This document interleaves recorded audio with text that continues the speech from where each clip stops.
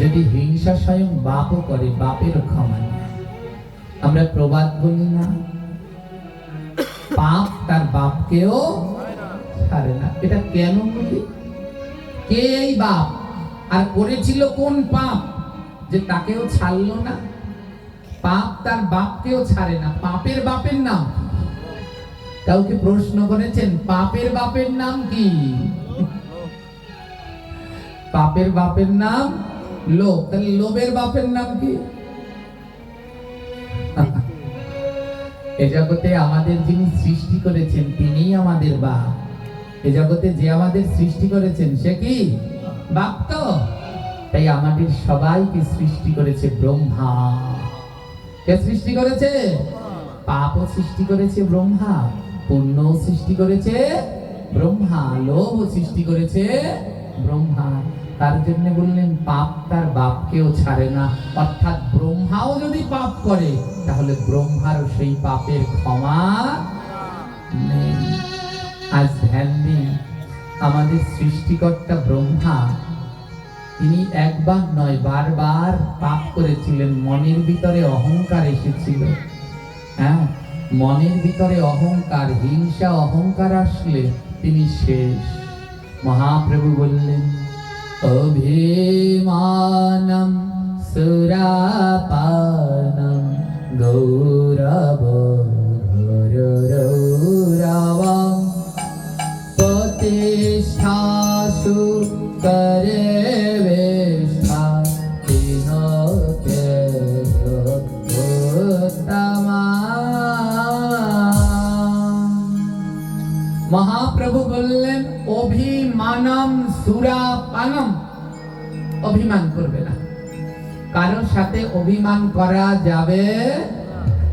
আমরা রাগ হই, অভিমান করে তোর সাথে আর আমার কথা নেই। একই বাড়িতে থাকি, একজনে আরেকজনের সাথে কথা বলি, এ হলো অভিমান। অভিমানম সুরাপানম। সুরা মানে কি? যারা বলে মদ, সুরা মানে মদ। মদ খায় আপনাদের এলাকায়? খায় তাই নাকি? না খেলেই ভালো। এই মদ, মদ খেলে কি হয়? বলে খেলে কি হয় তা জানি না, কিন্তু মদ যদি কেউ স্পর্শ করে, হাত দিয়ে কেউ স্পর্শ করে, তাকে শুদ্ধ হতে হলে প্রাচিত্য করতে হয়। প্রাচিত্য বোঝেন? অনেক সময় দেখবেন কেউ মরে না, বিছনায় ভুগে পড়ে, তখন তার ওই পাপ খণ্ডনের জন্য ঠাকুর মশাইকে এনে প্রাচিত্য করানো হয়। বুঝতে পারলেন? হাত দিয়ে যদি মদ স্পর্শ করেন তাহলে তাকে প্রাচিত্য করে শুদ্ধ হতে হয়। তাহলে যদি খান তাহলে কি হবে বোঝেন নিজেরা। তাই অভিমানম সুরাপানম, কারোর সাথে অভিমান করে যদি একদিন কথা না বলো, এক বোতল মদ খাওয়া হয়ে গেল। তাই কারোর সাথে অভিমান করা যাবে? গৌরব ঘোররৌরবম, গৌরব করা যাবে না। আমি অনেক পড়াশোনা জানি, আমার গৌরব। আমি অনেক ভাগবত পাঠ হয়েছি, আমি বড় পাঠক হয়েছি, আমার গৌরব। আমার অনেক টাকা পয়সা আছে, আমার গৌরব। আমার অনেক জ্ঞান আছে, গৌরব। গৌরব করলে তো রৌরব নামক নরকে গেলে। প্রতিষ্ঠা সুকরি বিষ্ঠা। প্রতিষ্ঠা মানে বোঝেন? মন্দিরে 5 বস্তা সিমেন্ট দিয়েছে। এবার সিমেন্ট দিয়ে পাঠককে বলছে বাবাজি বলবেন উনি 5 বস্তা সিমেন্ট দিয়েছে। তা আমি তো বললাম। এবারে কমিটির লোক আসে, ওনরা বলে বাবু আমাদের 5 বস্তা সিমেন্ট দিয়েছে। 2 জন গেল বলা হয়ে। এবার যে দিয়েছে সে বলে, 3 জনে বললো মা সিমেন্টের পুণ্য আর থাকে না। বলতে বলতে ওখানেই ধুয়ে ধুয়ে শেষ। বলে দান এমন ভাবে করবে, ডান হাত দিয়ে দান করবে, বাঁ হাত যেন জানতে। এর নাম হলো দান। তাই প্রতিষ্ঠা পাওয়ার জন্য যদি কেউ দান করে, শুকরের বিষ্ঠা। প্রতিষ্ঠা শুকরি বিষ্ঠা। প্রতিষ্ঠা পাওয়ার জন্য কিছু করো না। শুয়োরের বিষ্ঠা কোনো কাজে লাগে? এ জগতে যত প্রাণীর বিষ্ঠা আছে, গাছের গোড়ায় দিলে গাছ বড় হয়, সার হয়। আর শুয়োরের বিষ্ঠা গাছের গোড়ায় দিলে 7 দিনের মধ্যে গাছ মারা যায়। তাই প্রতিষ্ঠা পাওয়ার জন্য জগতে কিছু করতে নেই। তো কারো মনে যেন অভিমান না হয়, ক্রোধ না হয়, অহংকার না হয়। ব্রহ্মা আমাদের বাপ, তার মনে হয়েছিল এই অভিমান। ব্রহ্মা কি করলেন জানেন? ব্রহ্মার মনে অভিমান হলো, আর ব্রহ্মা কি করলেন? অভিমান হয়ে শ্রী বিষ্ণুর সাথে তর্ক করছেন। শ্রী বিষ্ণুকে ব্রহ্মা বলছেন তোমার কোনো ক্ষমতাই নেই। ভগবান শ্রীহরি, শ্রী হরির উপরে জগতে আর কেউ আছে? গোবিন্দের উপরে আর কেউ আছে? জয় বললেন। গোবিন্দের সাথে ব্রহ্মা তর্ক করছে অহংকারে মত্ত হয়ে, বলছে তোমার মতো তোমার কোনো জ্ঞান, তুমি কিছু পারোই না। ভগবান শ্রীহরিকে বললেন তুমি কিছু পারোই না, তুমি কিছু জানোই না। তো ভগবান শ্রীহরি ব্রহ্মাকে বললেন তুমি কি পারো, তুমি কি জানো? ব্রহ্মা বলে আমি যদি সৃষ্টি না করতাম এই বিশ্ব ব্রহ্মাণ্ডে কিচ্ছু হতো না। হে বিষ্ণু, তোমার কোনো ক্ষমতাই নেই, তুমি কিছু পারোই না। হ্যাঁ, ভগবান শ্রীবিষ্ণু বলে তুমি কি পারো? ব্রহ্মা বলে আমি কি পারি তুমি দেখবে, দাঁড়াও তোমাকে দেখাচ্ছি।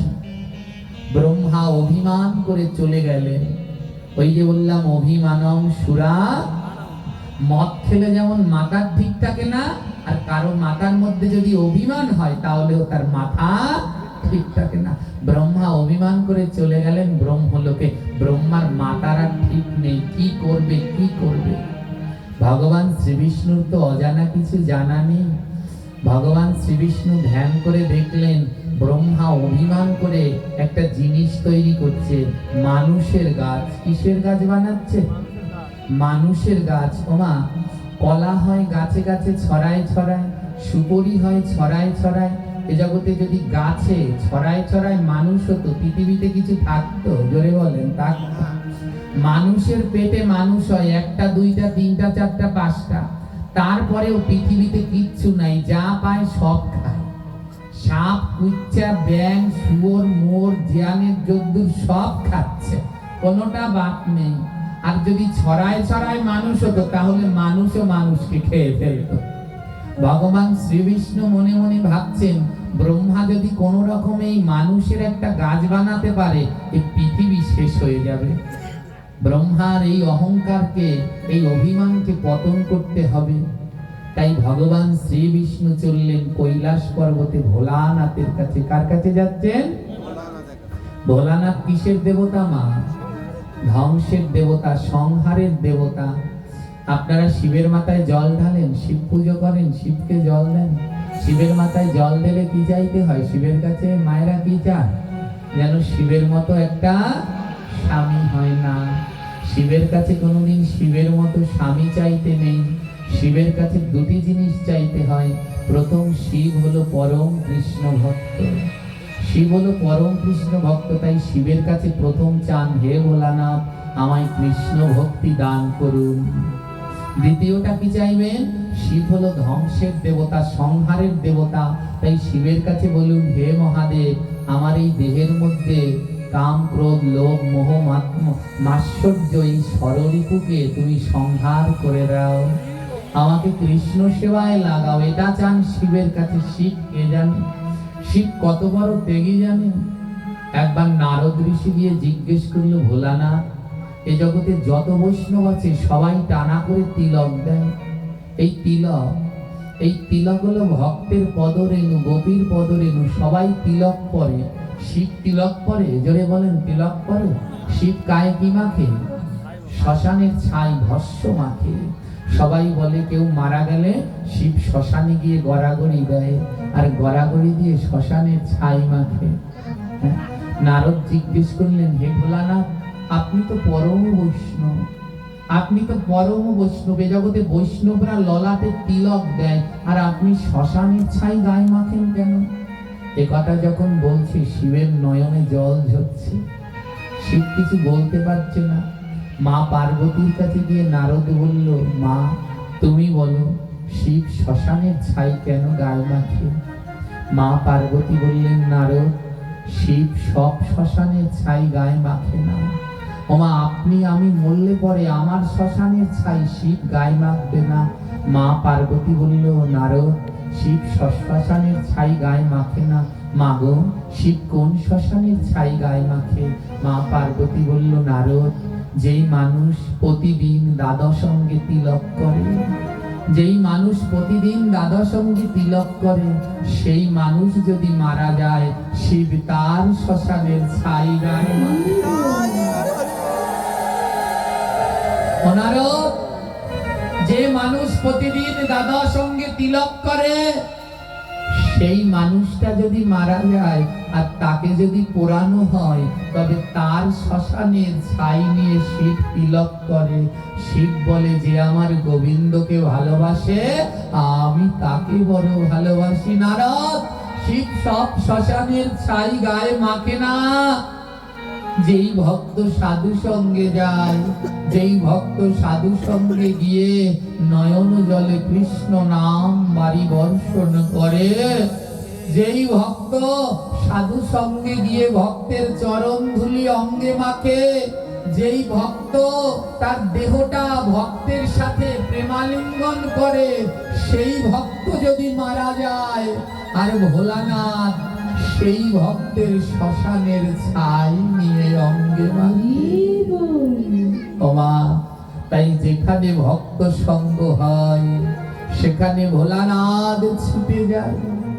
আরে ভোলানাথ গিয়ে বলে, ওরে আয় রে ভক্ত সঙ্গ করি।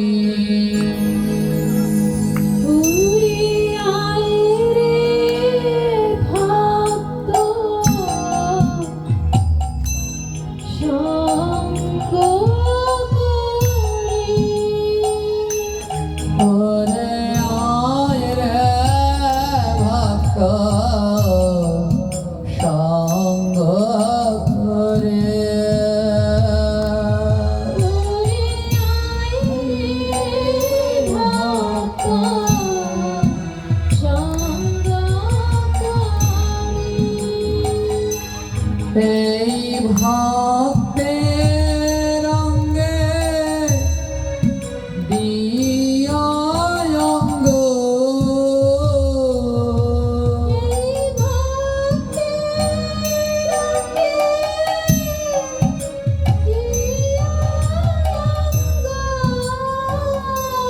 বলি একবার করিয়ে ভক্তের সঙ্গ।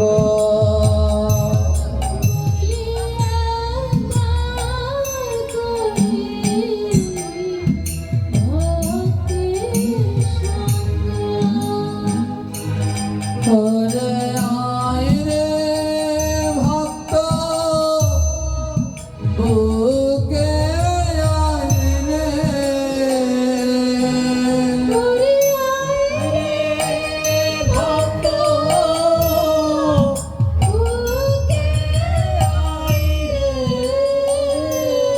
আমার ভক্ত বিনা হৃদয় জ্বলে যায় রে।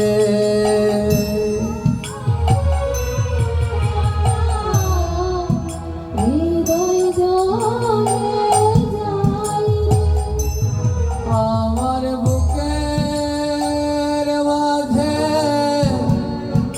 অনেক জ্বালা,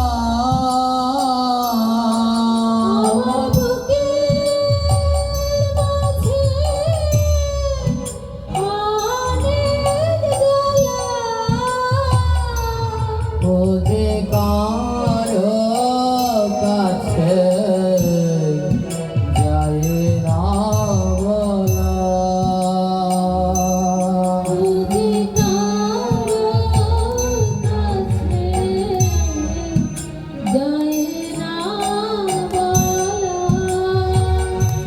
তোরা আয় রে ভক্ত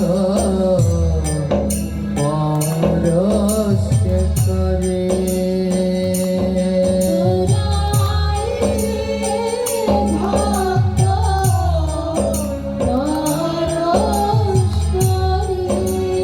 ও ভক্ত, আমার এই বুকের মাঝে না অনেক জ্বালা জমে আছে, জানো? আমার এই জ্বালাগুলো দূর হচ্ছে না। বলে, কিসের জ্বালা? সংসার জ্বালা গো, সংসার জ্বালা।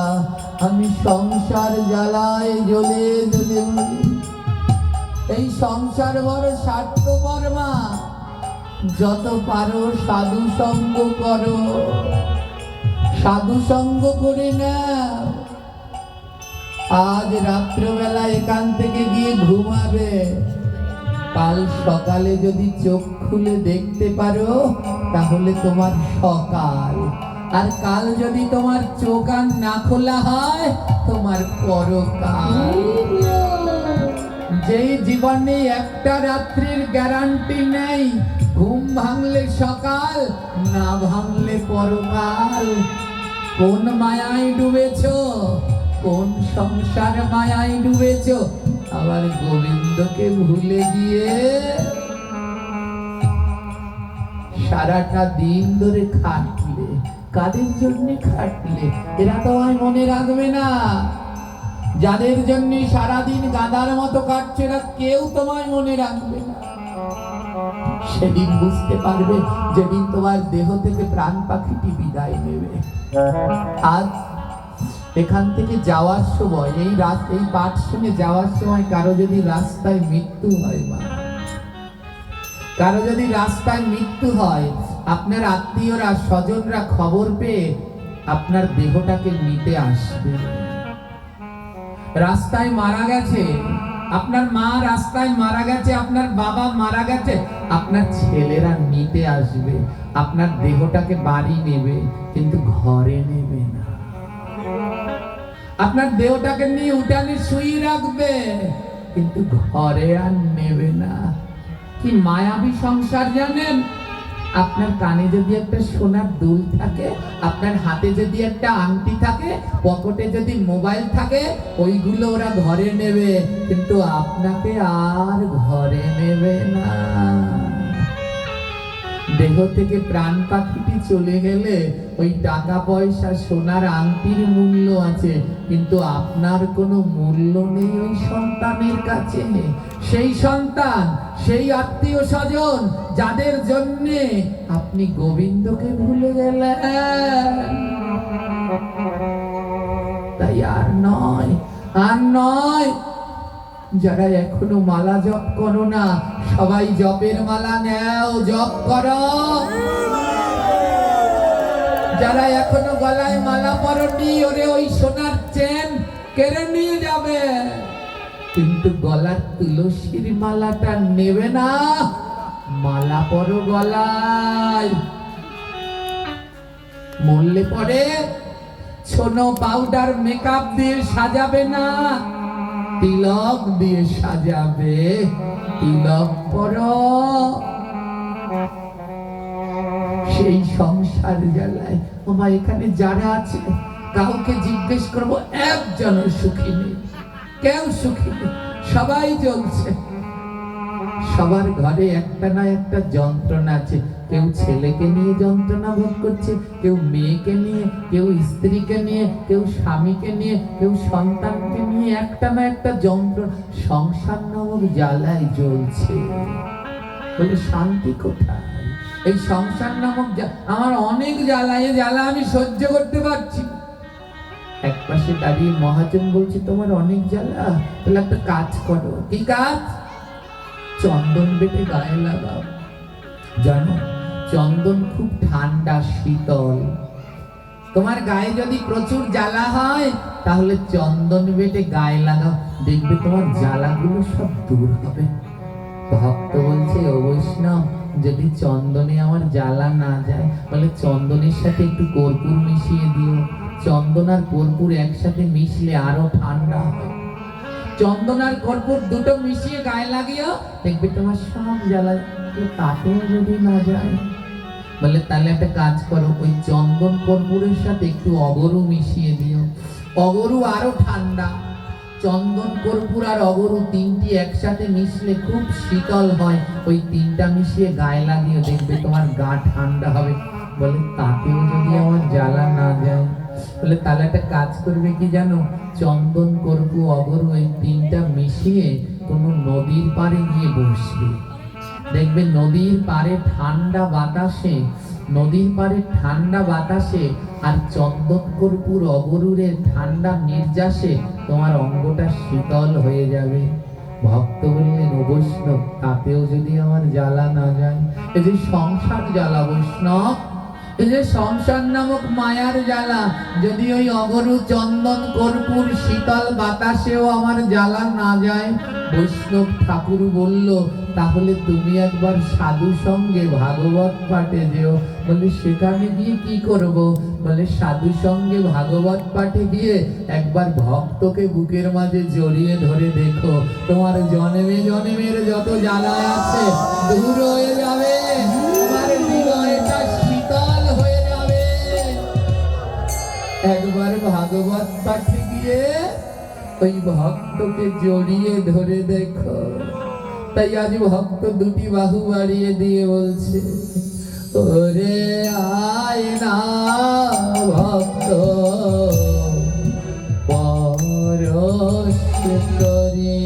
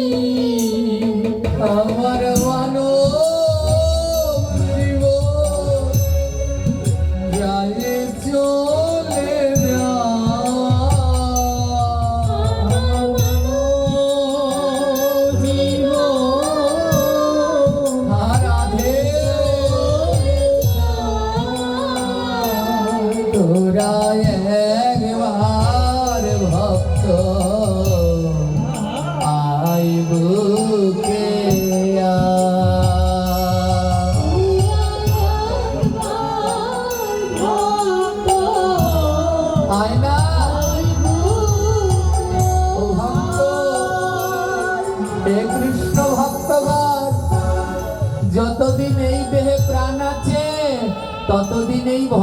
সঙ্গ করে নিন।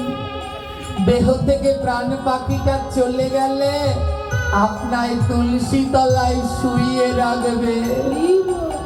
সেদিন অনেকে আপনায় দেখতে আসবে, কিন্তু সেদিন চাইলেও আপনি উঠে গিয়ে ভক্তকে জড়িয়ে ধরতে পারবেন।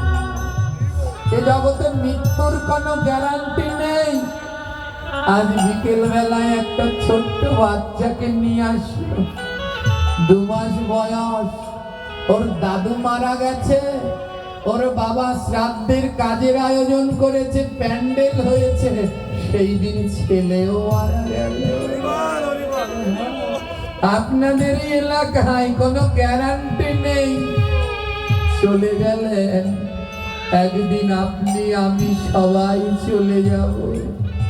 সেদিন ওই উঠানে শুইয়ে রাখবে। আজ দেহে প্রাণ আছে, ভক্তের চরণ ধুলা নিলেন না। আজ দেহে প্রাণ আছে, একবার ভক্তকে জড়িয়ে ধরলেন না। কিন্তু সেই দিন চাইলেও ধরতে পারবেন না। তাই আয় রে ভক্ত পরশ করি,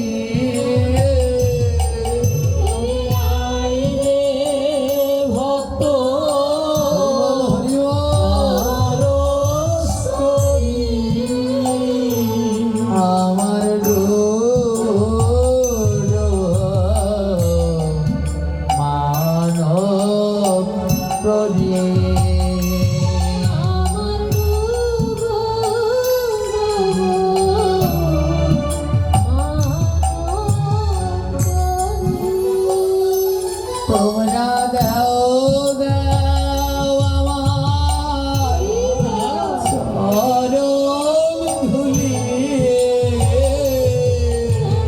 দাও দাও আমার চরণ ধুলি। আমি ভক্তের ধুলা মাথায় দেব। আমি ভক্তের ধুলা মাথায় দেব। আমি এমন ভক্ত কোথায় পাবো? আমি এমন ভক্ত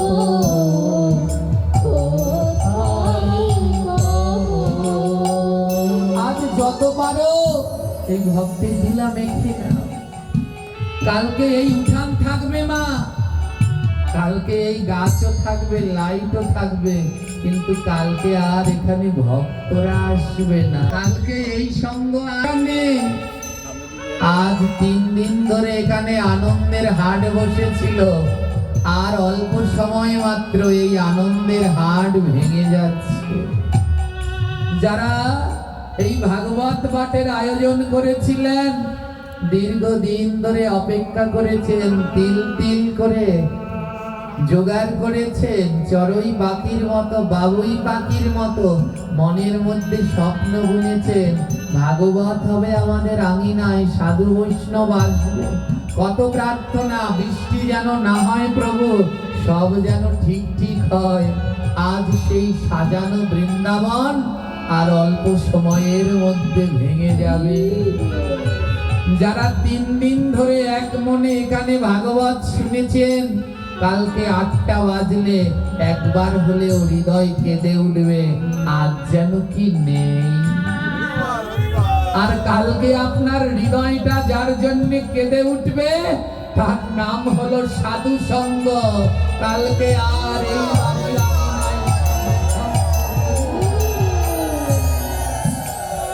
তাই যত পারো সাধু সঙ্গ করে নাও। আমার ভোলানাথ হলেন সেই বৈষ্ণব, তিনি গায়ে তিলক পরে না, কিন্তু যে দাদা সঙ্গে তিলক পরে তার শ্মশানের ছাই তার তিলক।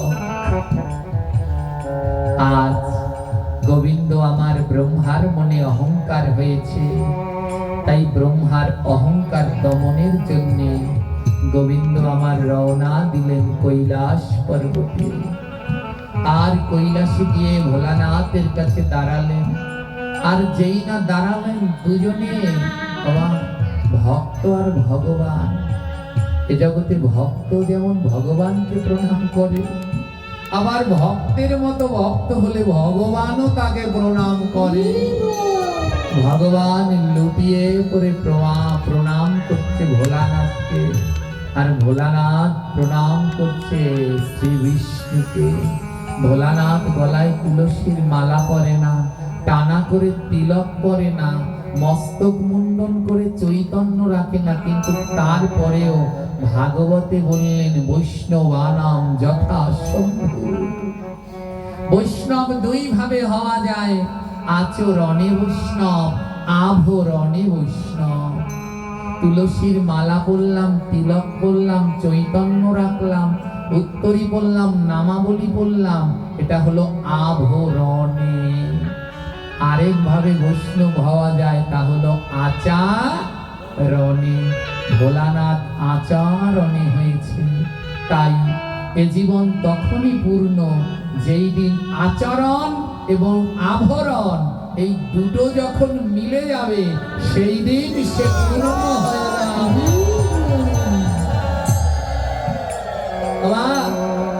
তাই শিব ছিল আচরণে বৈষ্ণব। এই শিবই কলিযুগে আসলেন, নাম হলো তার অদ্বৈত প্রভু। বলল তখনই সে পূর্ণ হবে যখন আচরণ এবং আভরণ দুটো যোগ হবে। তাই কলিতে অদ্বৈত হয়ে শিবের আচরণ এবং আভরণ দুটো যুক্ত হয়ে গেল। আর সেই অদ্বৈতের ডাকেই গোলক ছেড়ে গৌর আমার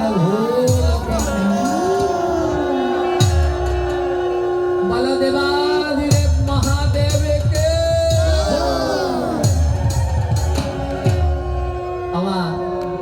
আপনাদের এখানে শিব পুজো হয় তো? শিবের পুজো হয়। শিবের পূজায় প্রধান কি লাগে জানেন? কি ছাড়া শিব পুজো হয় না বলতে পারেন? বেলপাতা তো আরেকটা উপকরণ দেয় না, সুন্দর সাজিয়ে টাজিয়ে কি দেয়? সিদ্ধি। সিদ্ধি যারা হয় শিব পুজো, সিদ্ধি মানে বোঝেন? এই গাঁজা লাগে না শিবের পুজোয়, সিদ্ধি দেয়। বলে সিদ্ধি ছাড়া কোনোদিন শিবের পূজা, একটুখানি সিদ্ধি হলেও শিবের পুজোয় সিদ্ধি দিতে। আমরা কত অজ্ঞান জানেন। সিদ্ধি শয়রস্যি দয় ভয়োদয় রস্যি, শয়রস্যি দয় ভয়োদয় দিগ্গি সিদ্ধি। এক সিদ্ধি মানে গাঁজা, আরেক সিদ্ধি মানে সফলতা।